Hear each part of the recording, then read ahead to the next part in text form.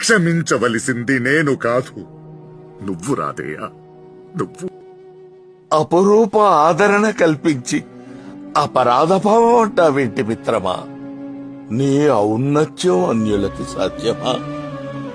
నీచ కులమనే అగాధాన్ని చూపించి నా అస్తిత్వానికి భంగం కల్పించినప్పుడు అక్కున చేర్చుకుని అనర్ఘరత్న ఖచ్చిత సింహాసనాన్ని, అంగరాజ్యాన్ని అరగడి అయినా ఆలోచించకుండా నాకందించావు హితుడా.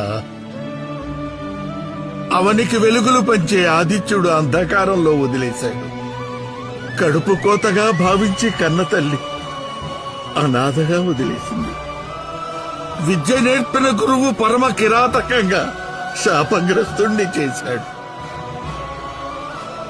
దాతృత్వాన్ని ఆసరాగా తీసుకుని దేవేంద్రుడు శక్తిని హరించాడు.